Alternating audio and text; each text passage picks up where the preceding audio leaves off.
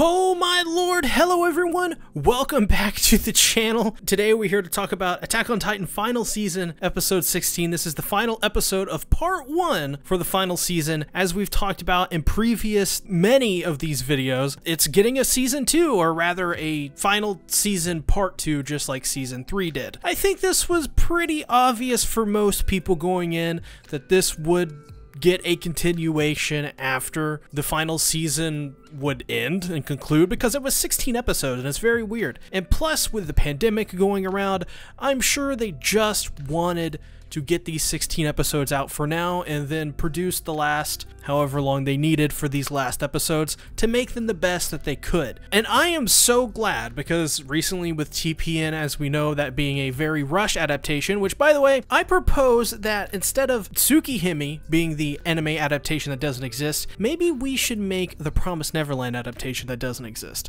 So from here on out, The Promised Neverland never got an adaptation. Anyways, I'm glad they're taking their time though, but this episode had a ton of crazy stuff. I mean, holy shit. The teasing at the end of Reiner versus Eren, that awesome peak twist.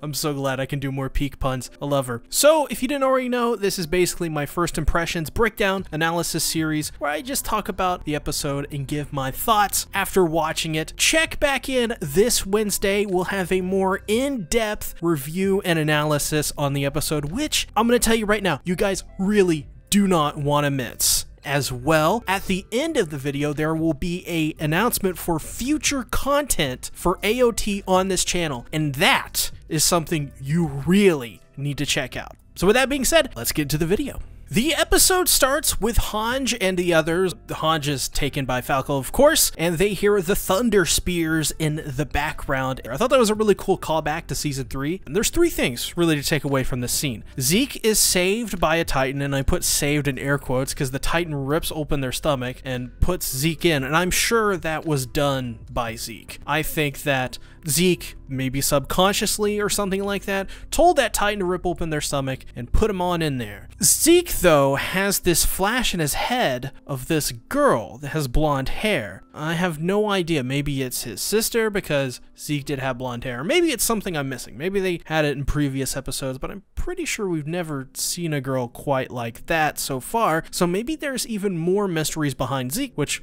wouldn't surprise me. If we get another episode in the next season of this series that's just based on Zeke again, sign me up. This guy's awesome. But really the question that comes away from this is, where is Levi at? I, of course, theorized in the last video that Levi may be on his way out. Yes, Levi may be getting killed off in this series. That's what I theorized about. But after this episode, I think it's still a possibility that Levi died, but him not even being in this episode makes me think he's just gonna come out of nowhere. Or in the next season, it's gonna start with Levi tracking Zeke down, extremely injured or something like that. Or maybe they go over to check it out and Floch and Hange see Levi and they rescue him or try to kill him, and that's how Hange gets saved, is by Levi utterly decimating Floch. I mean, that would be a pretty cool way to go out, in my opinion. Being a total asshole for most of the series and just getting killed by Levi.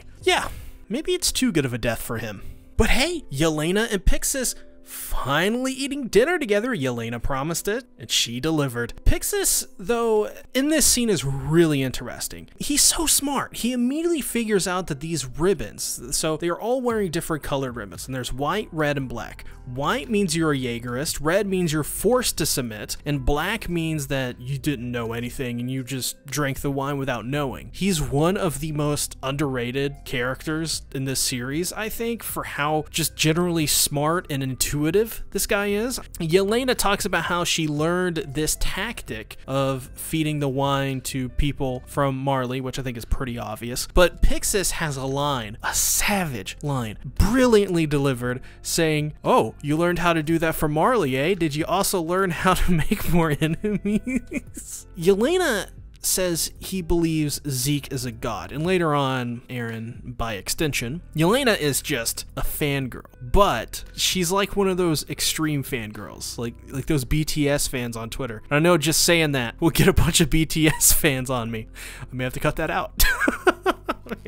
Damn it. So we go to a prison cell with all of the main cast, all the classic cast, and Nicolo's in there as well. And they ask Armin if he can get him out by turning into a Titan, but it wouldn't be possible because the Colossal Titan is not nearly that agile. So John wants to know why Eren hurt Mikasa, and I love this by John because John in season 1, really throughout the whole series, honestly, has had this thing for Mikasa. And it's something I brought up in the last episode as well, and on the King of Anime podcast, which is every Monday at 8 p.m. EST, which you guys should check out. This relationship John has with Mikasa because they're largely just friends. And at this point, it really just seems like John had this fleeting crush on her, but at the same time, it definitely seems like John still really cares about Mikasa. Mikasa doesn't even really want to talk about any of this, and I can understand why, for very obvious reasons. I love Connie. After Sasha died, Connie has really filled that role along with John, being more vocal. Though John does bring up that, you know, could Eren have some hidden motive still? We don't really get a lot of time to think about that until Yelena shows up immediately, and I'll talk more about this hidden motive later in Wednesday's video, but I think for now, the first thoughts that I have about this is that that could be a big possibility. I don't think Isayama would write this in without wanting you to think that this could actually happen, that yes, Eren could be doing a double twist kind of thing like Pieck did in this episode. Though I think the way this episode was constructed and the way that this twist with Pieck was constructed, I also think that works against that theory, because why would they have the same kind of twist happen for the end of the series? I think at the end of the day, Zeke may possibly just be a means to an end for Eren's real goal, but that's just my guess. But Yelena arrives and puts all this previous conversation to bed, and Onyan Capone talks about how they put them in handcuffs and how he doesn't really like them, and how, yeah, they're not gonna help them get them out of this cell. They're not, like, Onyan Capone is not their friends, which I think that is a very important thing to immediately talk about, because it shows that from the very beginning, anyone involved in the volunteers is not on their side at this point. And then he says to sit and wait until Zeke and Eren come into contact. So we know that their plan at this point is to keep them in there, at least until Zeke and Eren meet up, which Onyan Capone then says they help them become essentially a less primitive race of people by bringing them guns and all the stuff that they brought them, boats and all of that, which really makes them really angry. And then Grease, Nicolo confronts Grease, and Grease, my god, he had it coming to him, guys. Calls Sasha a whore, which you don't do. That's a no-go. You do not call her that. Immediately, I was just like, oh no, you didn't. And I guess Yelena is a big fan of Sasha as well, because Yelena puts a gun to his head and kills Grease, although the actual reasoning is because Yelena believes that there is no need for people who curse Eldians as devils anymore. Even Onyan Capone is shocked by this, so that shows to me that this is totally random. And it also shows that Yelena is kind of crazy, because if you say anything about Eldian devils, like, don't put Gabby around Yelena, because Yelena's gonna be like, sorry kid, it's your time. And then we see more of my favorite character, guys, Gabby, aka Sad Gabby, also aka Brat who killed Sasha. Eren could just ask what her name is. I mean, you don't have to just keep calling her Brat who killed Sasha. Like, don't keep reminding me, please don't. But anyways, Eren asks Gabby to work with him so that she can save Falco, and Pieck shows up, Pieck, and you are led to believe that Pieck joins Eren, all because of her wanting to save her father, get him out of Marley, and of course to free Eldia from Marley, and she'll do anything, even slaughtering Marleyans, and goes over even to Gabby, tells Gabby that at the end of the day, there's anything they'll do, Marley will never free the Eldians, and once the Titan power runs out, they'll just exterminate them all. Which is very important to say, because I think Pieck meant every single word of what she said to Gabby, and her reasonings, honestly. I think deep down she truly believes in that, because what oppressed people wouldn't believe that? So we go back to the cell after Yelena informs our main cast of Zeke's plan, and Yelena is really betting on the rumbling being this big deterrent for their plan. That's really kind of, besides the euthanasia part and the founding titan and the power and all that, it's really the rumbling is the big thing.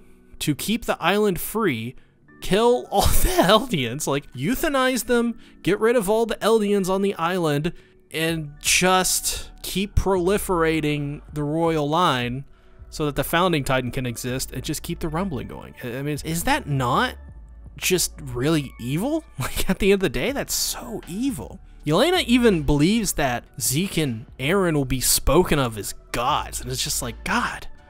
It's almost delusional. It really is how much of a fangirl Yelena is for these two guys. It's so crazy. Once again, she's like the equivalent of a crazy BTS fan. Once again, I'm probably gonna have to cut that out. But Armin at the end of the scene, really weird twist this took. Armin starts to cry because Armin didn't know that they had such noble intentions. I'm like, what? I mean, yeah, in a sense, I guess they are noble, but isn't everyone's intentions at the end of the day on all these sides, in a sense, noble besides Marley? Like, it doesn't really compute with me. So maybe that's something from Bertold taking over. I have no idea. But I am very interested, to say the least, what's going to happen in the next episode, which of course is going to air in a year. Oh my god, we have to wait a year. So, the second to final scene of this episode, Piku is with Gabby. They're being escorted by Eren out to the roof, and we see amongst the crowd Galliard. And I saw that, and I was like, hey, what the hell's Galliard doing? Peak. She's got peak brain. Instead of big brain, we got to change it to peak brain. She's very smart. Very, very smart. I knew immediately. I was like, oh, well. Eren, you got fooled. But anyways, Peak talks about how she knew Zeke was a liar, and it wasn't until the events of what happened in season 3 of that Peak figured out all along that Zeke was holding stuff from them. And she even believes that, hey, Zeke probably knows the secrets of the founding titan, and one day that's gonna come in handy. It is crazy actually how much Zeke knows about all this stuff. Of course we know why he knows, but Zeke is such a cool character, which I never expected to like Zeke as much as I did, because I kind of thought he was an asshole, and he kind of is an asshole. But anyways, Peak sees Yelena again for the first time in a while, and Peak's first thing is says to Yelena, you looked better in the goatee. I mean, some people will probably be into that. Peak is probably still under the assumption that Yelena is a dude, but at the same time, people, you know what I mean. You know what I mean, guys. But that dastardly Peak tricked Eren, and Galliard comes up from below, chomps off Eren's legs, and I thought for a second, I was like, oh, that is a very good plan. They're totally going to get Eren with this, but it wasn't to be. But that would be pretty crazy if, like, what would happen if Galliard actually got Eren with that? He would become the Founding and Warhammer Titan and the Jaw Titan. That's actually insane. Peak, though, talks to Gabby. Gabby's like, why are you, I thought you betrayed us. And Peak's like, no, I wouldn't sell out my friends because I don't believe in Marley. I believe in those that I fight with. And we're going to talk about this more Wednesday, maybe another video, because it's such a huge thing for Gabby. And I love talking about Gabby and Falco. Two of my favorite characters to talk about. I've done tons of videos on them already, but it's something that I think Gabby needed to hear, because it's from someone that she trusts. Well, I hope at this point. And it's a good point. And I think she needed to hear it, because it shows to Gabby that, hey, it's not about the side you're fighting on. It's about the people that you're fighting for and fighting with.